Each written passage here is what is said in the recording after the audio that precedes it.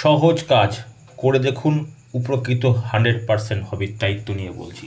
বন্ধুরা, 30 দিন বয়সের পরে যদি মুরগির ওজন কম থাকে, আপনারা মুরগির ওজন আরও বৃদ্ধি করতে চান, এই 2-3টে কাজ আপনারা করতে পারলে মুরগির ওজন 100% বৃদ্ধি হবে।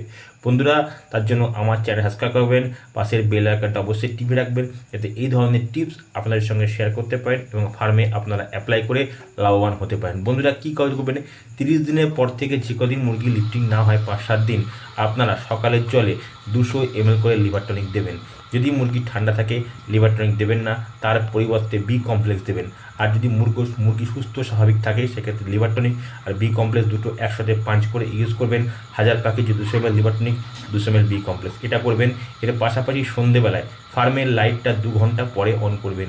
ধরুন এখন 5টায় সন্ধে হচ্ছে বা 6টায় সন্ধে হচ্ছে, আপনারা 7টা 7:30টায় লাইটটা অন করবেন। দেখবেন সব পাখি উঠে জল খাচ্ছে, খাবার খাচ্ছে। তো ওই সময় খাবার জলটা খেলে মোটামুটি পাখি আবার 4-5 ঘন্টা চুপচাপ বসে থাকবে। এর ফলে কি হবে? এতে মাংস বৃদ্ধিটা বেশি হবে, মুরগির এফসেটটা ভালো পাবো। আর যখন আপনারা লাইট অন করবেন, তখন ফার্মের ওই টাইমে আপনারা যে কোনো ভালো মানের এনজাইম জলে দেবেন।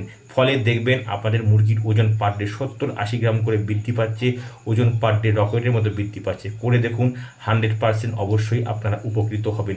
এটা কোনো কঠিন কাজ না। এর কারণ দেখা গেছে বৈজ্ঞানিক গবেষণায় রাত্রেবেলায় মুরগি নড়াচড়া কম করে, ফলে যে খাদ্যটা সে খায় সেটা অধিকাংশ তার দেহ গঠনে, দেহের মাংস বিস্তার করতে, মাংস বৃদ্ধি করতে সাহায্য করে। যার জন্য এই রাত্রেবেলায় অনেক কোম্পানি খাওয়াতে বলে।